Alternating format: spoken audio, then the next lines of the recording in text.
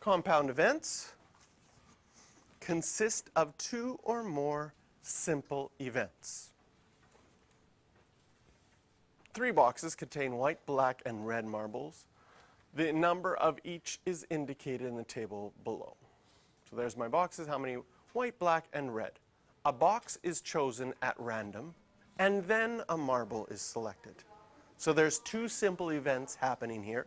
First, you're deciding on which box you're going to choose, and then you're going to decide, well, then you're going to pick a marble.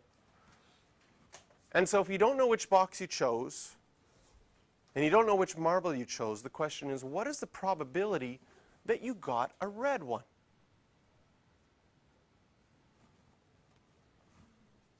Right? Well, we've got different cases here. Can you see that there's the case where you could have picked box 1 and got a red one? You could have picked box 2 and got a red one, or you could have picked box 3 and got a red one. But the best way to represent this is to draw something called a tree diagram. So your first event is choosing a box. And so I draw a branch for each of the three boxes. 1, 2, and 3. And the probability of them is all equal because it's chosen at random. So there's a 1/3 chance for each of those three boxes. So we label the probability on the branch for each one. And then I decided to use the letter W for white, B for black, and R for red. I hope that makes sense. It would mess you up if I went B for red and R for black. Yes. That would be better. And then on each of those branches, in box 1, 8 out of the 16 are white, 2 out of the 16 are black, and 6 out of the 16 were red. Once you have drawn all of your branches and labeled all of your probabilities, you can figure out what your probability will be. Here are the cases, and they're highlighted in yellow.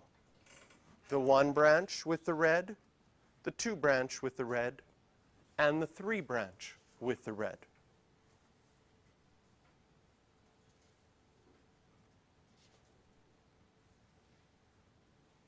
Adding those all up to 3 sig figs would be 0.292, or just under 30% chance.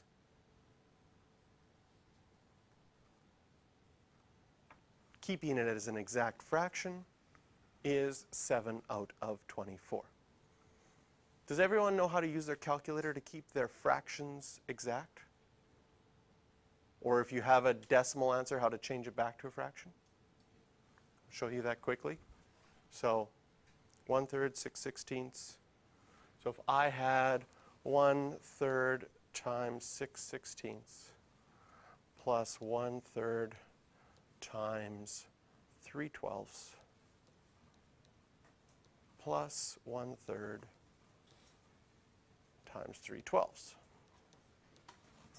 There's my 0.292 by just typing that into my calculator. If you hit your math button, the very first thing on your math button says change something to a fraction, change my answer back to a fraction, and there's my 7 out of 24,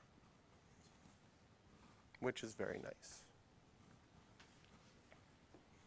Anybody not seen that before? Okay.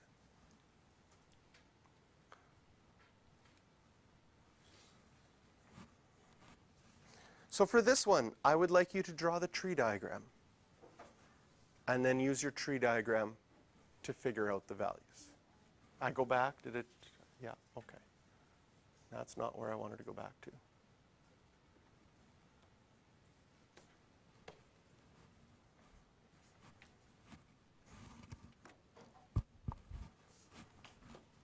There's a drawing, box A and box B. Those are 2 compound events. And then the highlighted ones,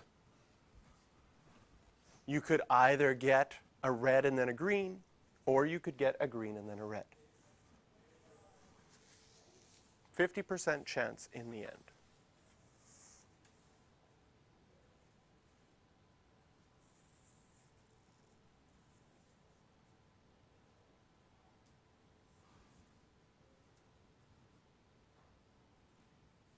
Yes, I did some fancy factoring math to do it mental math easier.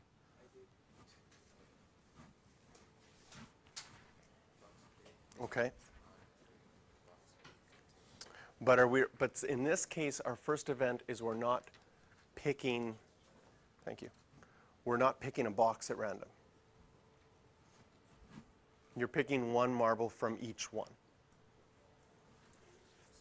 So then, you have to decide, what am I going to do first? I'm going to pick one out of box A. And then what do I do second? I pick one out of box B. So my first branches aren't just box A, box B, because I'm not just picking a box and ignoring the other one. Okay? So comparison to the first question, in the first question, you were first picking a box and then picking a marble. In this question, you're picking a marble and then picking a marble from the other box. Would it matter had I done box B first and then box A? No. It would be exactly the same.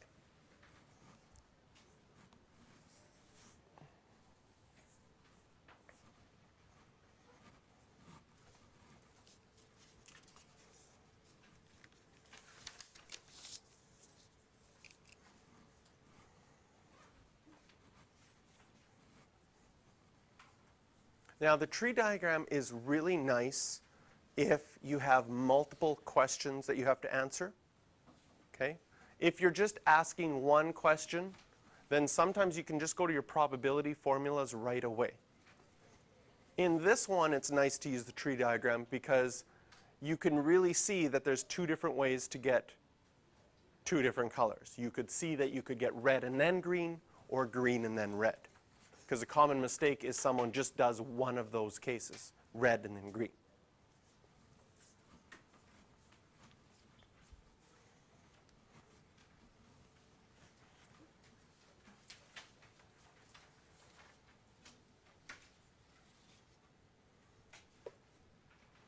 So again, I'll get you to start by drawing your tree diagram.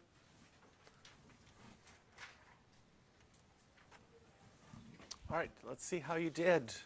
Here's my tree diagram. And 2 red marbles are chosen. Don't look at the highlighted parts yet. That's for later. 2 red marbles are chosen. Probably didn't even need a tree diagram for that. Probability of getting a red one from the first bag, or from the bag, is 6 out of 11. And without replacing it, now my new probability of getting a red one is 5 out of 10. These are no longer independent events because the chance of me getting that second red marble is less than before because one of the red marbles is gone. With my tree diagram, if I want to find the probability that at least one green marble was chosen, I could add up all 3 of those branches. This would be the long way of going about this question. Or I could say the opposite of at least one green marble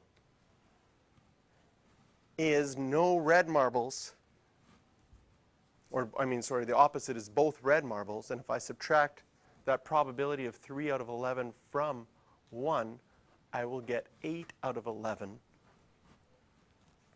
have a chance that at least one green marble was chosen.